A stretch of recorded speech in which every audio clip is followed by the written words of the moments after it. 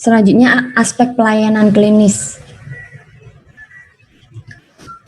Aspek pelayanan klinis yang ada di Apotek Rashid Pharma yaitu swamedikasi.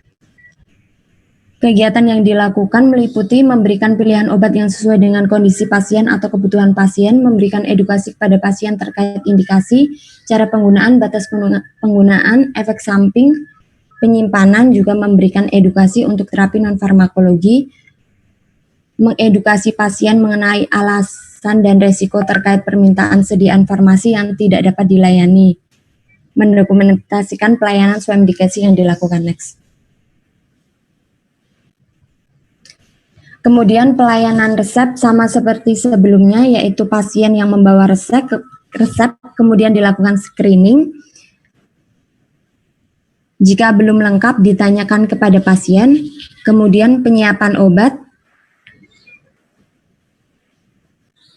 pemberian etiket. Jika pasien tidak setuju maka dicarikan alternatif lain, dimintakan persetujuan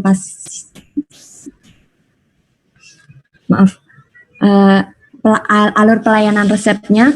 Pasien membawa resep, kemudian dilakukan screening. Jika belum lengkap bisa ditanyakan, dimintakan persetujuan pasien mengenai harga. Jika tidak sesuai maka dicarikan alternatif, penyiapan obat, kemudian double checking, apoteker menyerahkan obat. Next. Kemudian ini adalah contoh kopi resep yang ada di Apotek Rashid Pharma. Next.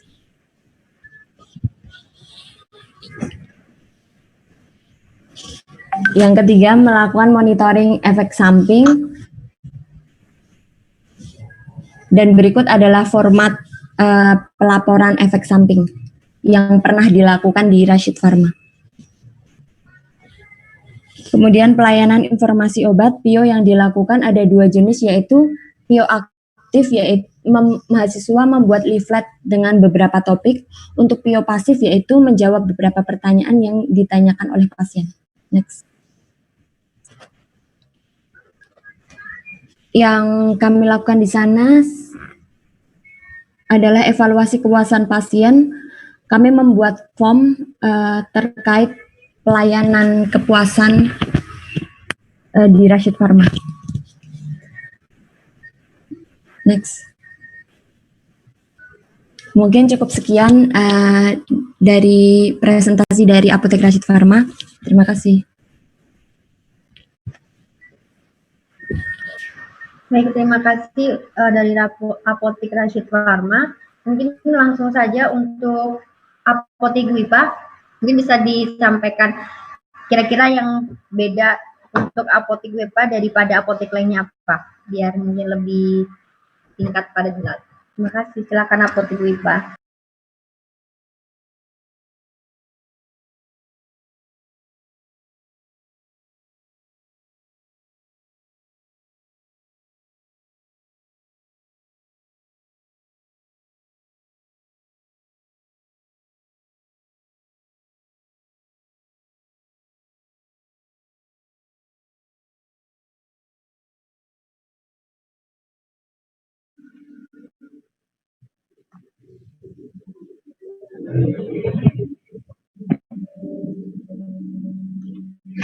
Assalamualaikum warahmatullahi wabarakatuh.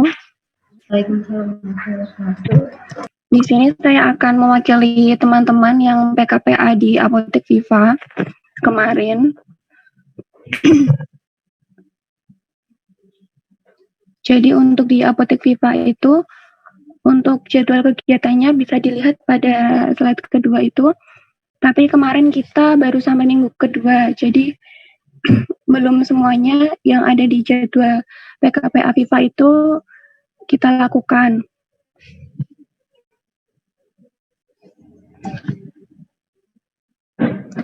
Bisa tolong untuk slide-nya yang halaman 3, Mbak. Yang ke manajemen, ya. Jadi untuk manajemennya Viva itu sudah by system semua.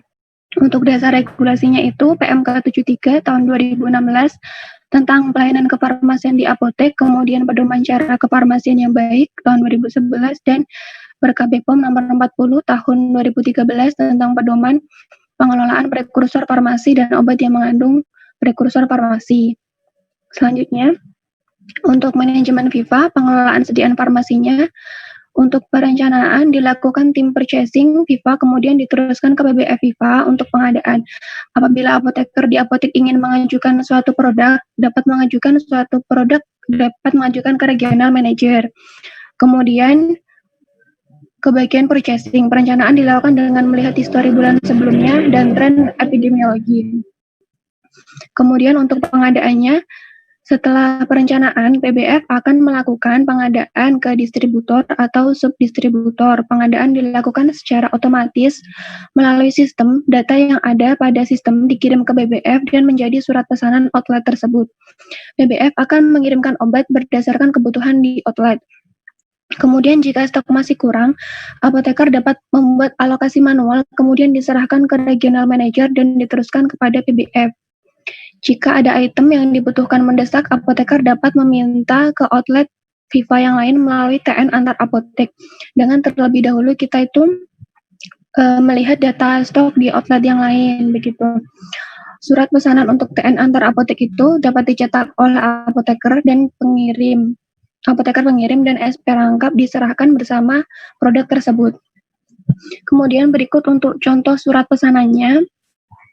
Kemudian untuk penerimaan surat PBF datang itu disertai 2 lembar SP outlet tersebut, yaitu ada yang warna putih itu SP asli, kemudian yang warna pink itu SP rangkap untuk disimpan di apotek.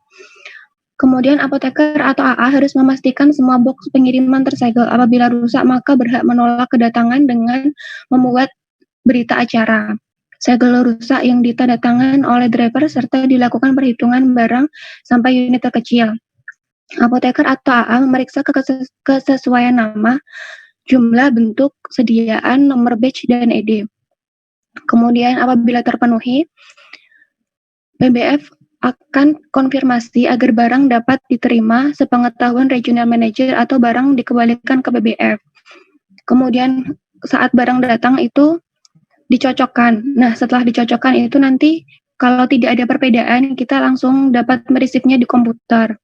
Kalau misalnya ada perbedaan, maka barangnya itu tetap di-receive, tapi diberi catatan TN parsial yang otomatis masuk ke BBF. Kemudian BBF akan mengirimkan kekurangan pada pengiriman selanjutnya. Kemudian untuk penyimpanannya itu berdasarkan farmakologi, golongan obat, yaitu ada obat keras, obat bebas, dan obat bebas terbatas. Kemudian bentuk sediaan dan secara alfabetis sesuai spesifikasi, yaitu suhu dan kelembapan. Sediaan dengan suhu penyimpanan yaitu kurang dari 25 derajat Celcius dapat disimpan di lemari pendingin. Penyimpanannya harus mengikuti prinsip FIFO dan PEFO. Untuk pemeriksaan dan penanganan barang ED itu, tim outlet melakukan stok opname, jumlah obat dan ED minimal 1 bulan sekali. Kemudian PBF menetapkan waktu retur masing-masing sediaan farmasi, yaitu 10 bulan, 6 bulan, 4 bulan, dan 1 bulan. Setiap sediaan yang datang diperiksa ED-nya. ED kurang dari 1 tahun akan dicatat juga pada buku khusus ED per bulan. Ditulis setiap bulan berdasarkan perhitungan ED yang sudah ditetapkan oleh PBF. Kemudian returnya dapat dilakukan setiap bulan sebelum tanggal 5. Selanjutnya untuk pemusnahan obatnya itu dilakukan oleh PBF. Untuk masing-masing obatnya itu sudah tertera di PPT untuk tablet, kemudian kapsul untuk sirup dan krim, serta salep. Kemudian untuk pelayanan farmasi kliniknya itu, jadi setiap outlet itu memiliki 2 apoteker sama 2 asisten apoteker. Kalau untuk manajemennya tadi kan semuanya sudah by system. Jadi kalau kita itu kemarin waktu PKPA di FIFA lebih ke pelayanan farmasi klinisnya begitu. Kalau untuk FIFA yang di Ringinsari itu ada kerjasama dengan dokter, dengan praktek dokter.